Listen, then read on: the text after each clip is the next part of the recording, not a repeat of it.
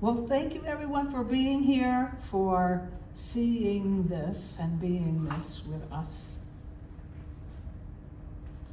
And for the camera, my name is Reverend Marsha McLean, and I'm so grateful to be here this afternoon with all of you. We have a tradition of opening with centering sound and affirmative prayer.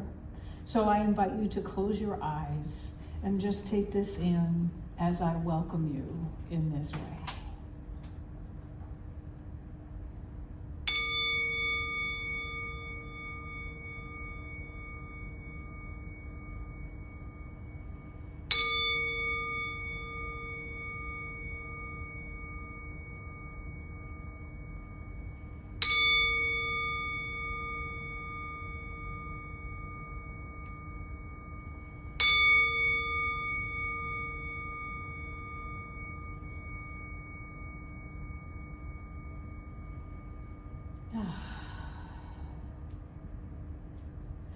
I know that there is one energy in this universe, one power, one presence, one substance, one activity, and one thing going on. And I know that the truth of who I am and who we all are is God in form, spirit made manifest, heaven on earth, and stardust animated. I know that the infinite intelligence and the boundless overflowing love, the perfect pure spiritual substance, and the immutable power of all life is all that there is and all that we are. And I recognize as we come together this afternoon at this Center for Spiritual Living Greenville that we know this because our minds are one with divine mind, and we feel it because our hearts are one with the heart of all love, and we touch it and taste it and experience it because our bodies and our affairs are one with the body of God, and we feel energized by it because we are one with the energy and the power of life itself. I am so grateful for all of the beautiful ways that life is showing up right here and right now as and for and all around us. And in that gratitude, I release my word. I let it go. I know that it is so. And together we say, and so it is.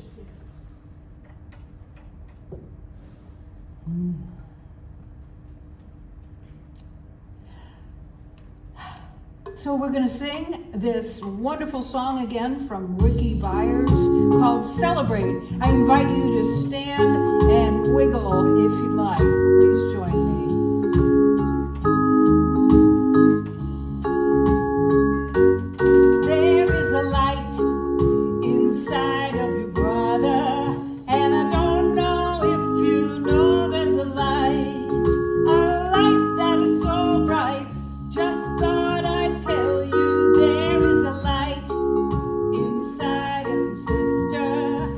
I don't know if you know there's a light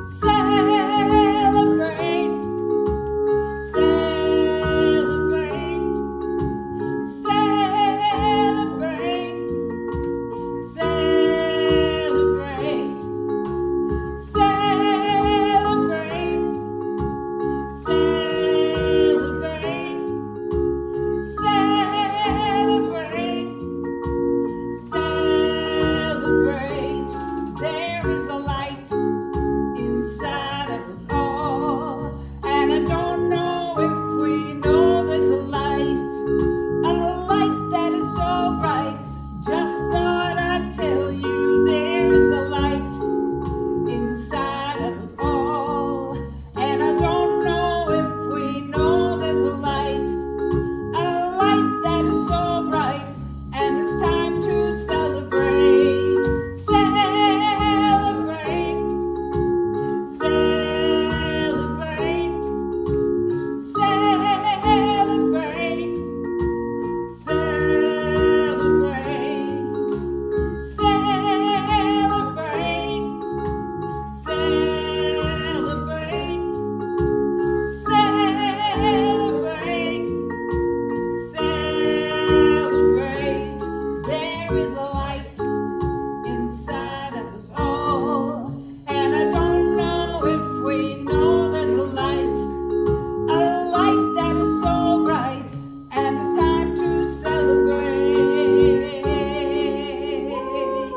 Woohoo! Yes. Can you imagine singing that when you get up in the morning? That'd be pretty cool. All right.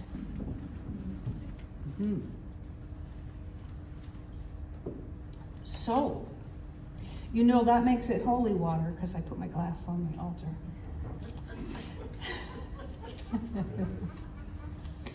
Oh, now I want to tell a story. I'm not going to tell a story. Okay. So, welcome to a place at the center of something great. Welcome to a place where you can rediscover your own greatness. Welcome to a place which celebrates your coming to share in the spirit of discovery. Welcome to a place which celebrates your taking whatever you find with you wherever you go. Welcome to a place which you can enjoy while you are here, remember fondly when you are elsewhere, and return to whenever you choose. Welcome to a place where you are loved, valued, and supported. Welcome to the Center for Spiritual Living, Greenville. Welcome home, and welcome to life. And we are going to say this one together aloud right now. We are a spiritual community where you are respected and accepted for who you are. We teach practical spirituality for everyday living. We see everyone as an expression of the divine and practice unconditional love and oneness in all that we do. And so it is. All right. So Rick is going to share a reading and some affirmations and a guided meditation and more.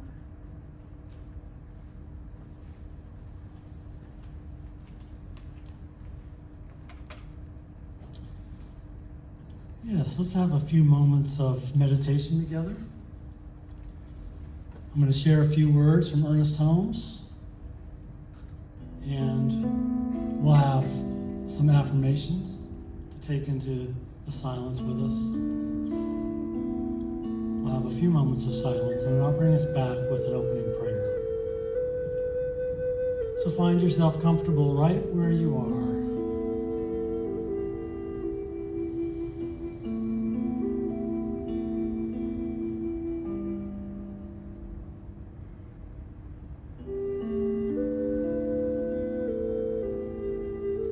Letting go of any thoughts of the past.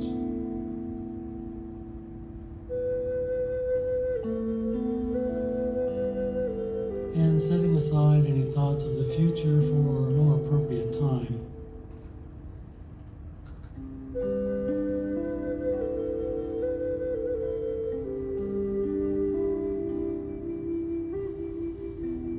And begin to notice the rhythm of your breath.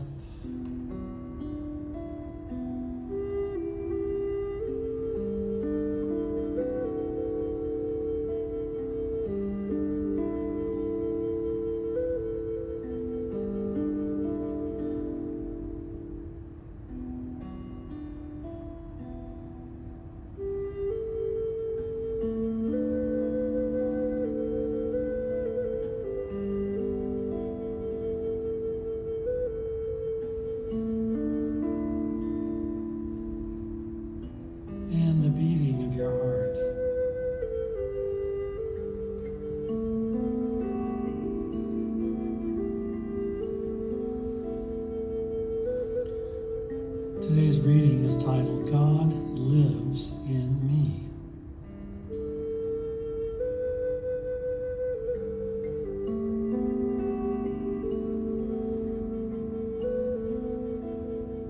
All life is one life.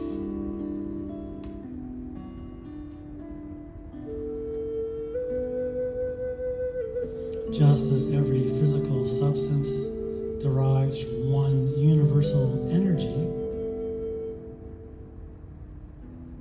so there is but one life principle.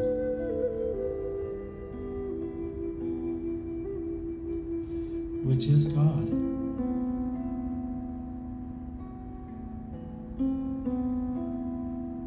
In which we all live, and from which infinite source our individual lives are drawn.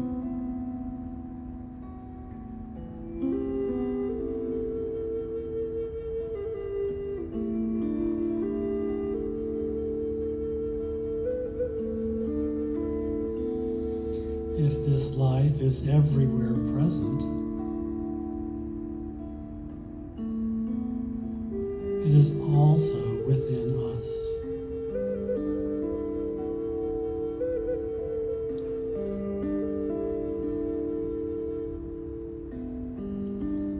To say that the life of God is the only life there is means that our life is not only in God and of God and from God, it is God. In and through us.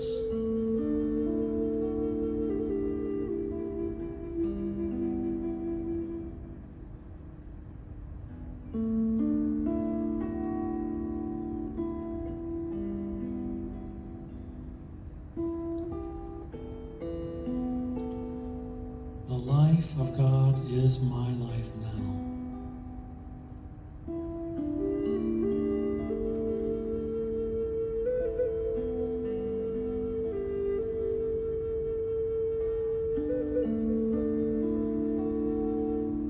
In God, I live and move and have my being.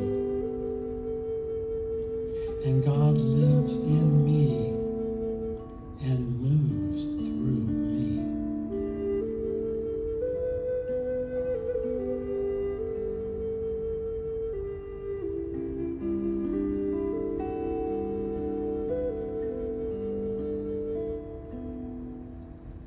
I affirm that every organ, action, and function of my physical body is animated by the divine life, which created and sustains it.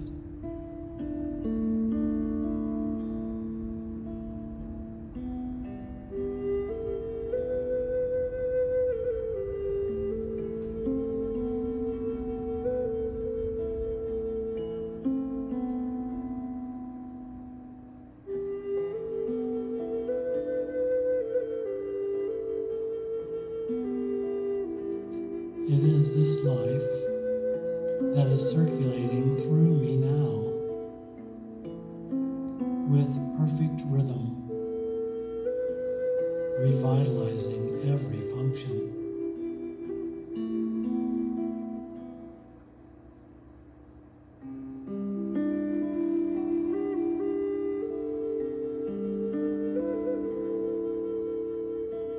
I am one with the whole. Therefore, I say to my mind, you are to live and think and feel this truth until it is spontaneous and natural.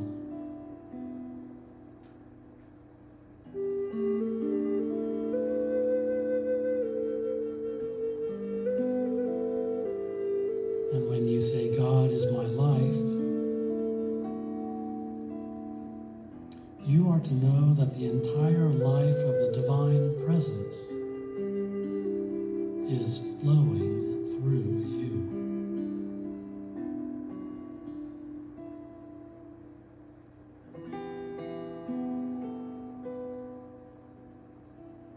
The life of God is my life now.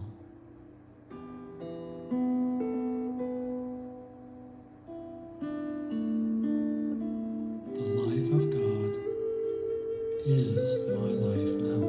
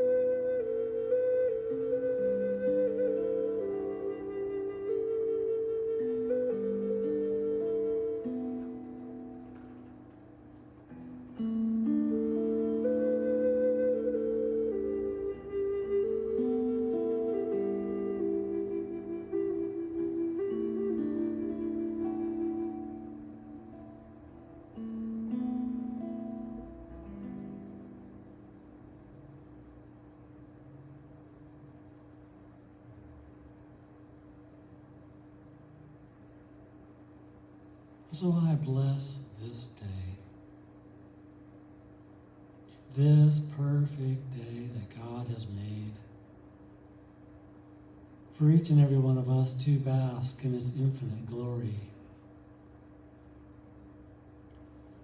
to live immersed in His unconditional love, to be guided with His infinite, perfect intelligence, to realize its perfect unity, to know that perfect synchronicity is always going on, and that this intelligence always goes before us and makes the path of our desires fulfilled with everything necessary for it to be so.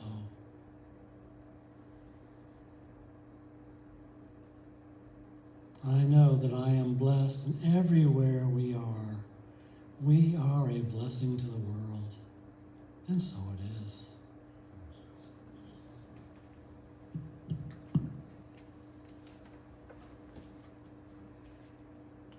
Thank you, Rick.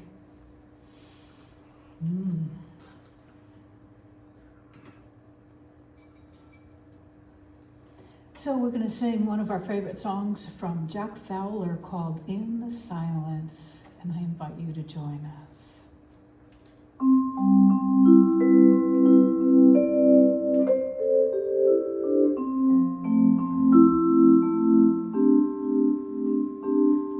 In the silence there is peace. In the silence there is unspoken joy. In the silence there's release from a world full of chaos and noise.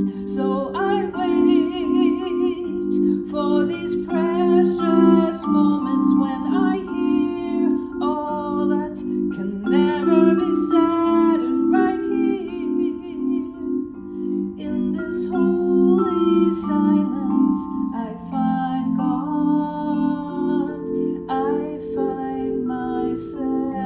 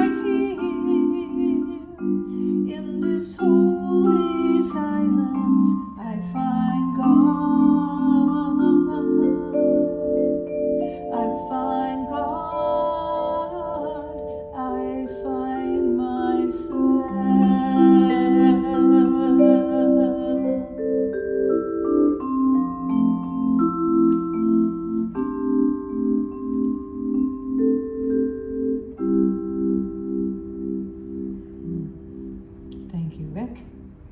And Jack Fowler. Beautiful song. Do I get the clicker now? You're so powerful. All right. Wow. Well, for those of you who have been here all along, you may know this. And for those of you who have not, I'm going to clue you in. I had a little subtitle at the top of my notes that says, "When all else fails, read the instructions." So what this is actually, we got a couple themes going on. One of them is all one life. The other is what it does. And what it does is section 3 of the introduction of the Science of Mind textbook. Okay, and we're going to touch briefly on life visioning. So Rick actually already read a little bit about All One Life from the Creative Ideas by Ernest Holmes. Beautiful collection of daily meditations. Well, they're just by topic for any occasion. And a foreword from Julia Cameron. Beautiful book. Me, on the other hand, I get to share with you about the Science of Mind textbook, which was originally written in 1926, and we use the 1938 version most of the time. They're both very interesting. So this one is part 3, as I said, of this 4-part series, and the overarching theme is freedom, that we are all free. This also is an introduction to what we teach about all year long in all kinds of different ways that are really fun and very interesting. And we're doing pretty well with this too. So here's this picture, and this is how this chapter starts. Ernest Holmes says that we are immersed in infinite intelligence like a fish in water. And if you've ever heard any of the teachings about a fish in water, they're seeking something which actually they're surrounded by. So it's sort of a ha-ha-ha. So it can give us its ideas only as we are willing and able to receive them. Though it is infinite, it must have an outlet to reveal what it knows and to give us what it has. So we can supply that outlet with our open minds. To do this, we must establish our unity and conscious connection with it. Only then can we get what it has to give. Hence meditation, hence affirmative prayer, hence mantras and affirmations, hence all of the things that we do. We were just singing about being in the silence. All of the things that we do to establish a conscious connection with the infinite, which makes us available to what it has to offer. Obviously, ad infinitum. So Spirit can only give what we can take, and we can only take what we can understand. All that it knows becomes our knowledge to the degree that we embody its intelligence, which means to become it.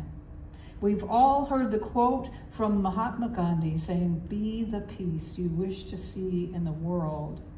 You can actually say that this philosophy is be the blank you wish to experience in the world. Actually become what it is that you desire to experience.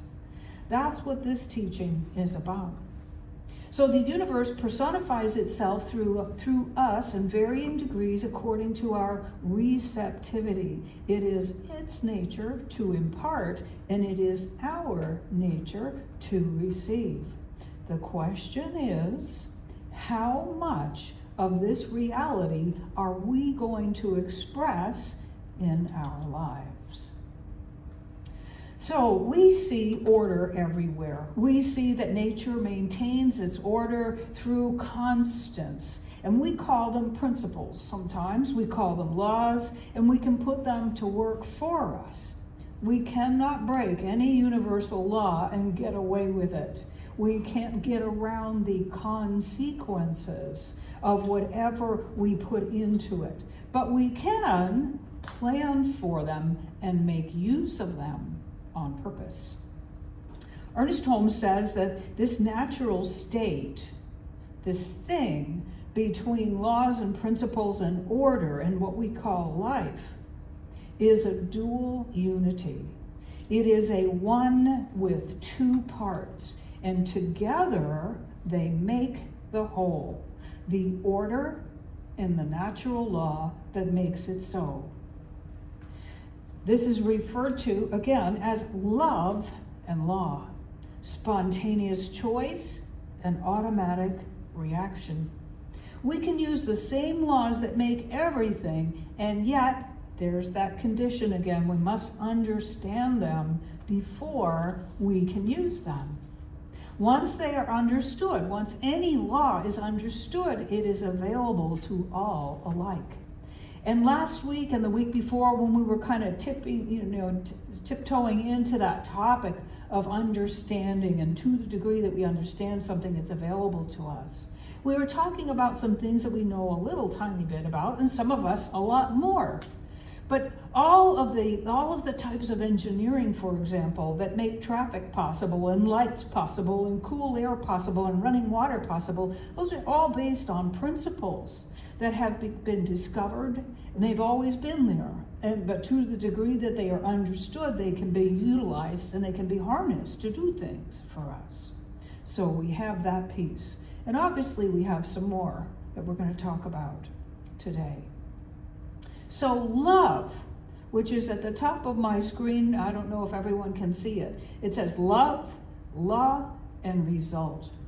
Love is that divine urge to express, to embody, to experience itself, spirit, itself in greater ways. So let me say that again.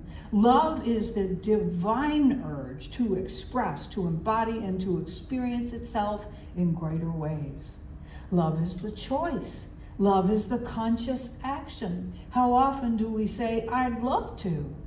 Okay? Law is the part that makes it so.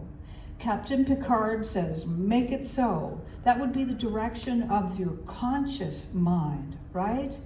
And the crew obeys. There's another example, which is having like an order sent down from one department in a factory to the manufacturing area that makes the thing, and then out pops the thing according to the order that was placed. We do seed, soil, plant, you name it, whatever analogy helps to understand. The result is always a perfect match for the specific urge or impulse or choice or word that is impressed upon that creative, responsive thing called the law. So life is both love and law, the urge and the response, the mold and what fills it, the seed and the soil which grows it, the yang and the yin, the masculine and the feminine, and so on, and so on, and so on. Love points the way, Ernest Holmes says, and law makes the way possible. So we're talking about living in a universe that is the combination of these things. Our minds are involved in both parts, love and law. Our minds do the discovering, right? Curiosity is an act of love. Our minds activate the mechanical response of the law.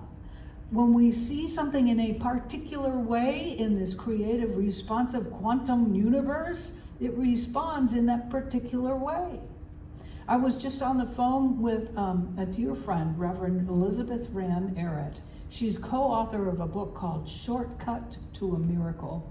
And she's 92 3/4. She's coming up on her 93rd birthday, and she's in the hospital going to rehab after a hip replacement. And she's like, I can't wait to get out because I've got to write a 3-part article for Science of Mind magazine about this Higgs boson God particle, and this other part that I just read about. I need to teach about my book.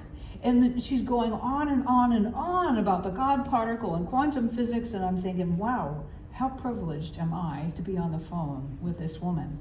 And her example that just because she's about to turn 93 does not mean that she hasn't got stuff to do. So anyway, that's a sidebar. I could not help it.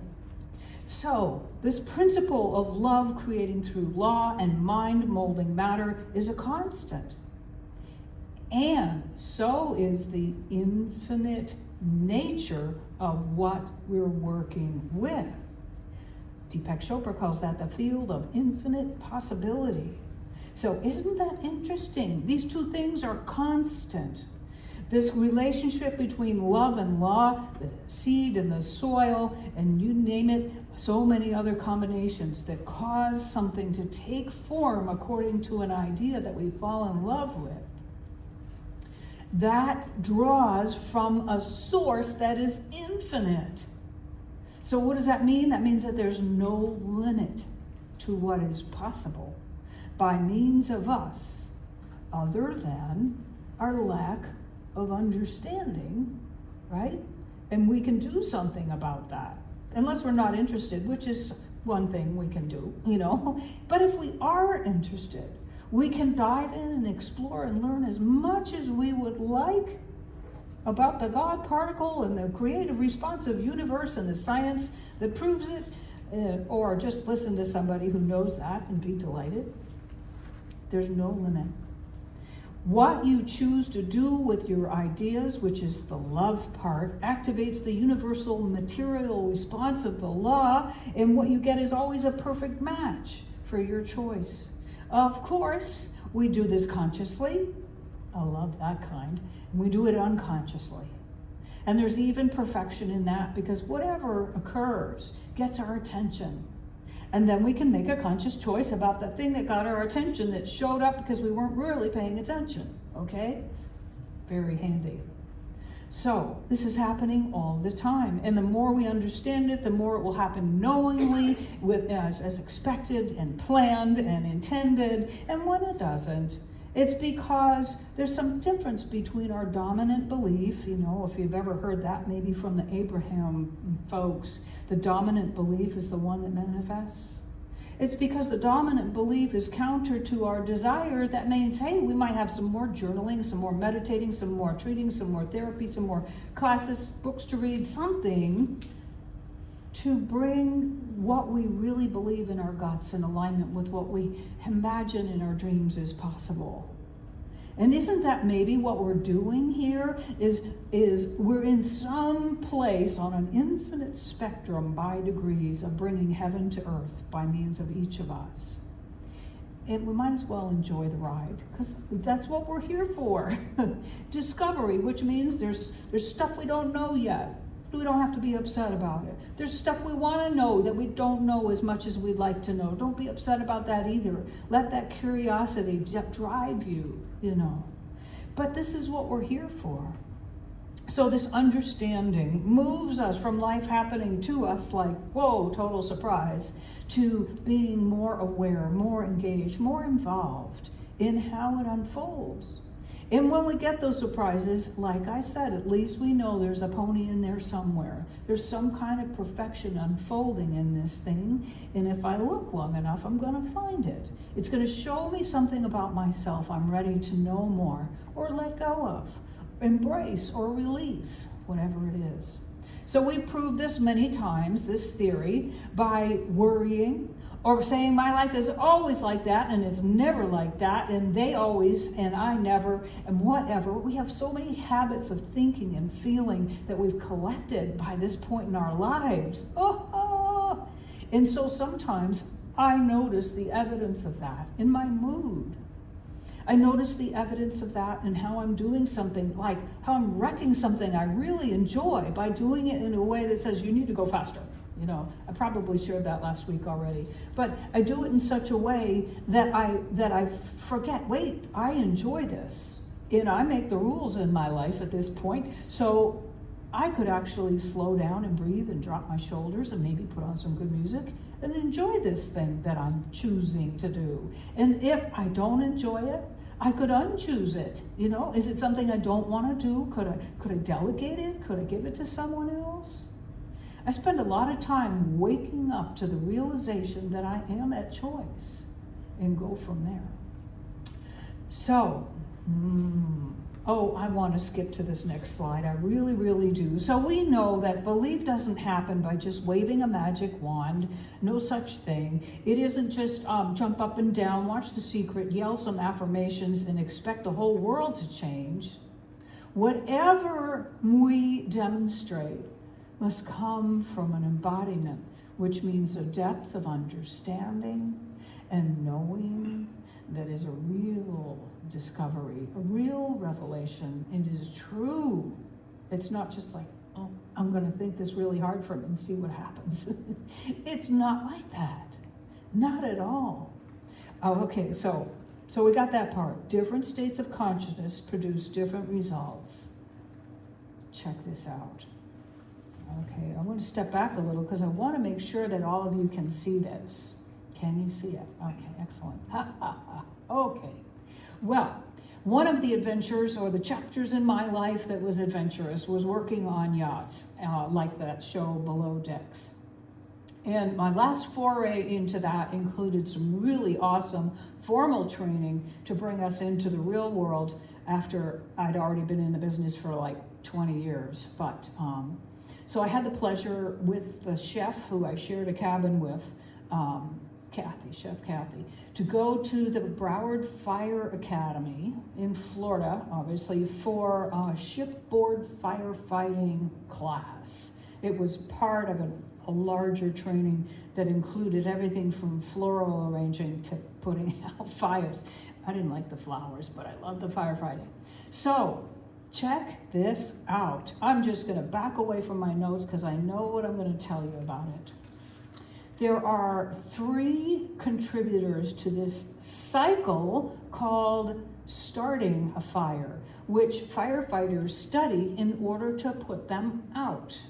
And I was like, oh my God, I couldn't tell Chef Kathy or anybody else how excited I was about this. I was already a Science of Mind minister at this point. I did have another chef. I told her, she read my whole textbook and told the captain that I was a minister. I'm like, don't do that. Anyway, so to start a fire, you need a point of ignition. You need some fuel and you need some oxygen. To put a fire out, you remove the ignition source, which is the continued sparking or what have you. Remove the fuel and remove the oxygen. I had an experience house sitting for someone who had a wood burning furnace, and the darn thing, there's two latches on the door of it, and one of them was a little loose. I went down to check it, and the whole darn thing was bright orange. It was practically liquid. So what did I do? This was before that training. I cut off the oxygen. I closed all the I closed the door, closed both dampers, called the fire department. And what do you know? It started to get cooler and cooler and cooler, and everything was fine. But that was interrupting a cycle. If you don't want a fire to start, you've probably been told, well, then don't keep your little cans of paint and varnish in anywhere near a source of ignition where they could also get some oxygen and then burn your whole shed down. Hopefully it's not attached to your house, right? Keep those elements separate from one another. So you notice on the other side of my screen, I said, well, thoughts, feelings, and emotions, and beliefs. Check this out. I gave another talk back in Florida with these same tools about stepping away from fear. But think about this. Whatever it is that you want to create, maybe it's with the fire of passion and vision in your life, you would want the thoughts to be accompanied by the feelings and the emotions that support the thoughts, right? And then the beliefs would be fanning the flames, giving them oxygen. Maybe it's giving them airtime. Maybe like we think about this. We get to think about this. We get to have feelings about it and emotions and beliefs. We get to tell everybody who will listen that we're starting this Center for Spiritual Living Greenville and give, right? Use that cycle to help build the flame of this passion and this vision. On the other hand, If you've got something that's getting carried away that you don't want, right, you can separate the thoughts from the feelings and the emotions and stop giving them airtime. Stop giving them oxygen by telling everybody you can find how awful it is, right? This is a challenge. The thing is, if I want to break out of that cycle, I need to separate the ingredients that started it and keep it going. And on the other hand, when I want to work with this principle to create something, I can use it for that too. So if you got a phone and you want to take a picture of this, I would encourage you to do that. It's really super handy. Like, whoa, am I using this for something that I want more of?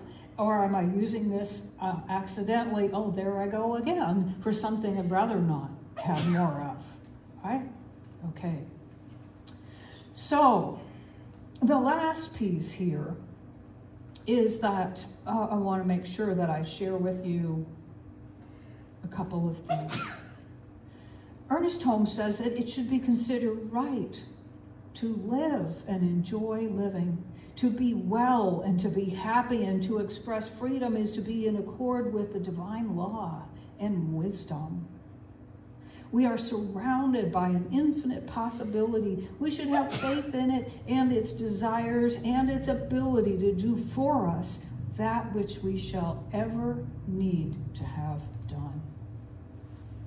He also says, so the one who wishes to demonstrate some particular good must become conscious of this particular good if he wishes to experience it.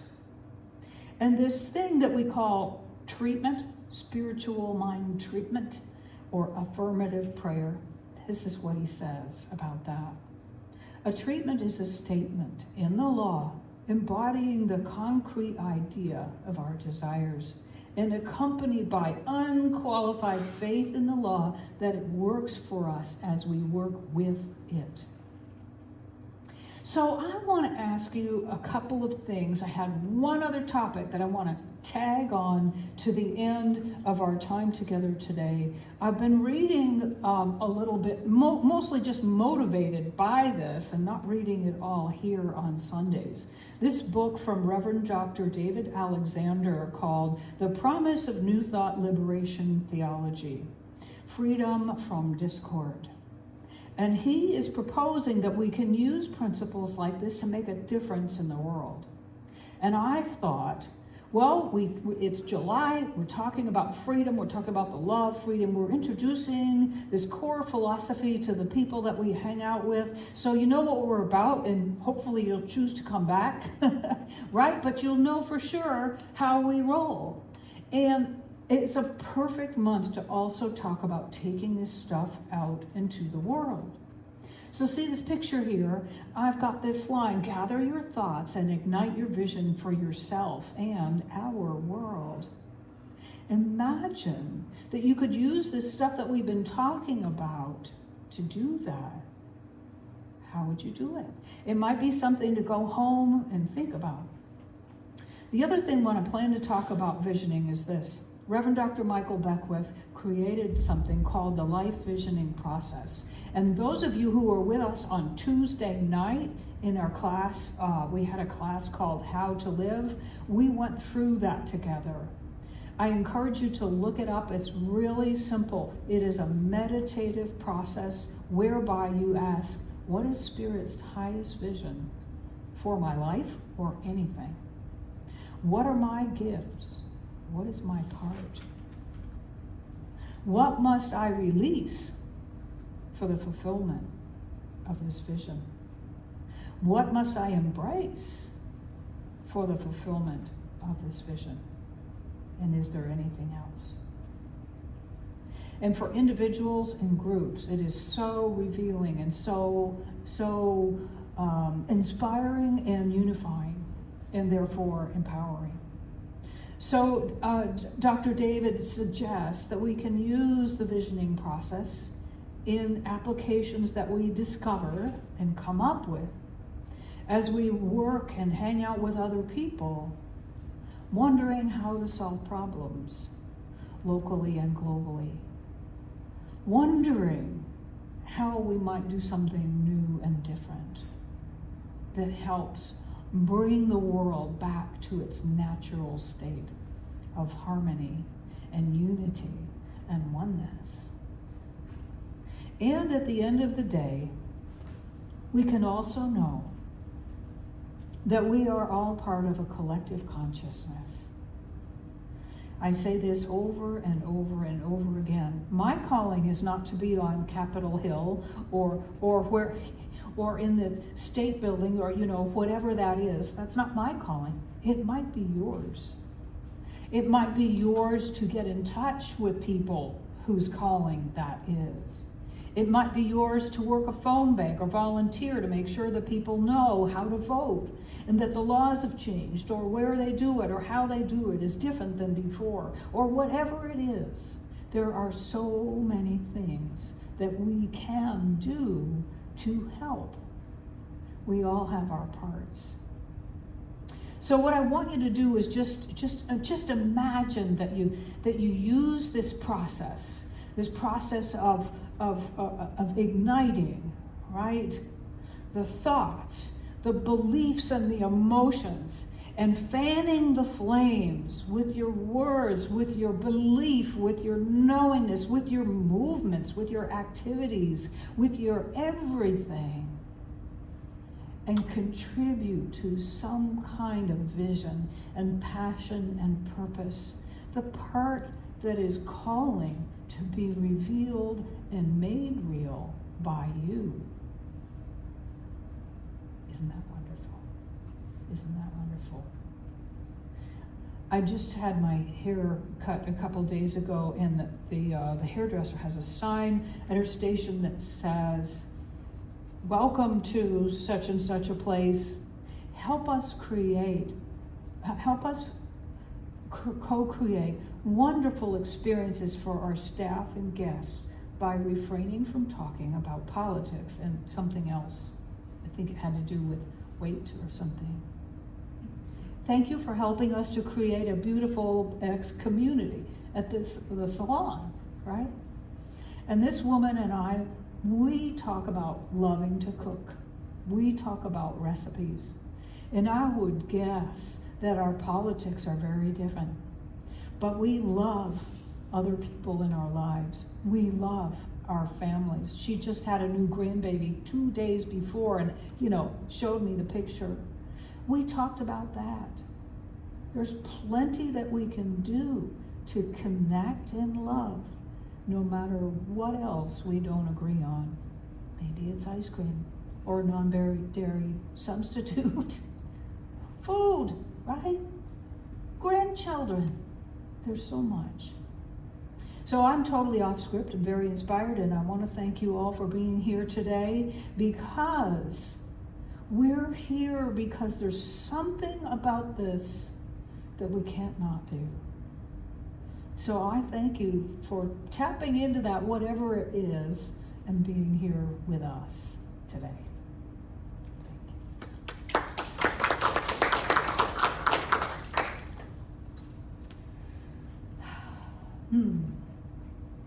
Okay. So we're going to do this thing because we are a non-profit, not for-profit. I will say spiritual.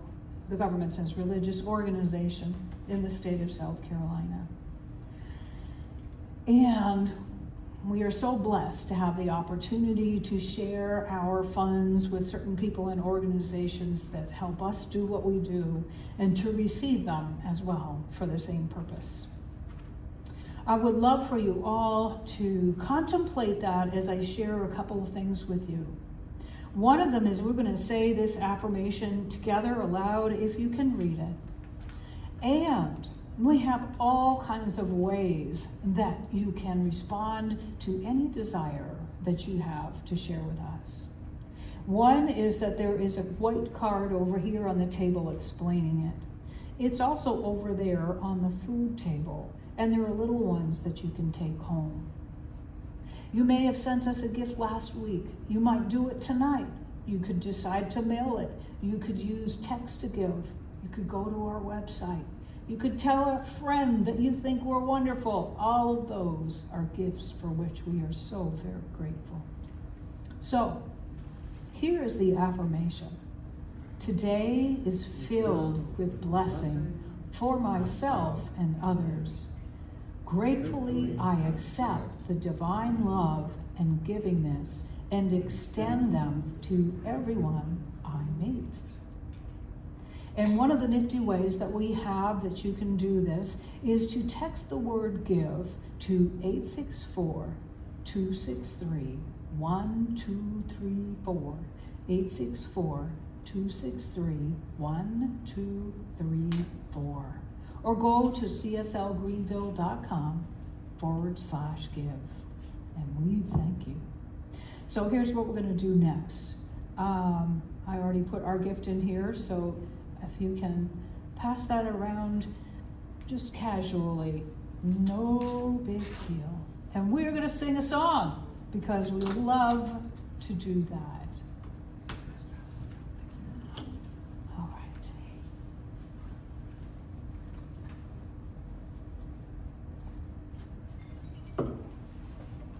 Okay. One of our faves. If you'd like to stand and dance, you're welcome to do that.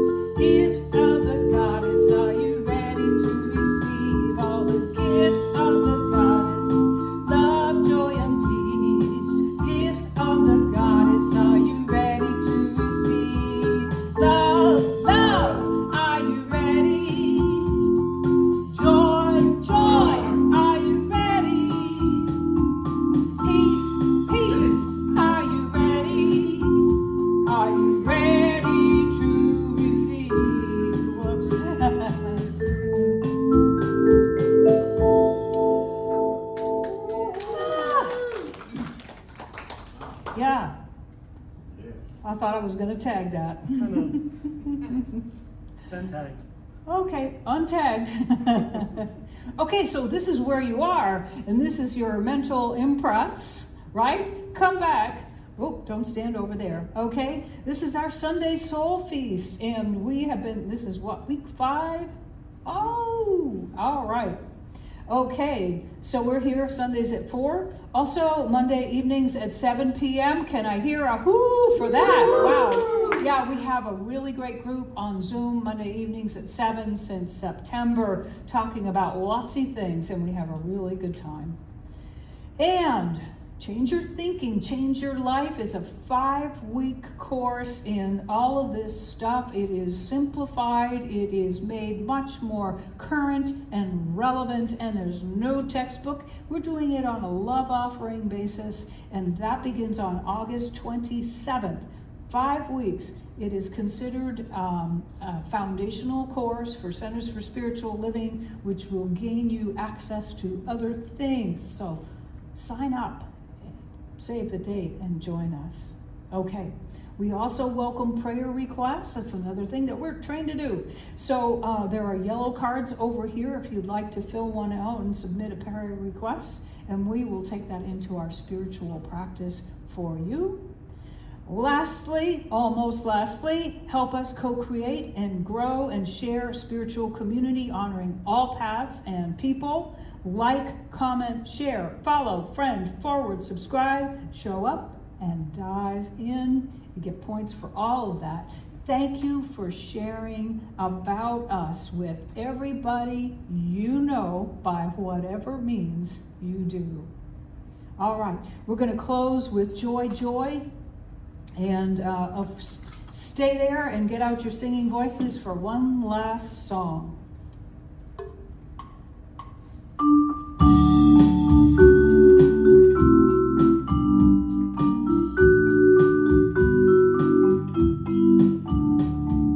Joy, joy, I still got joy.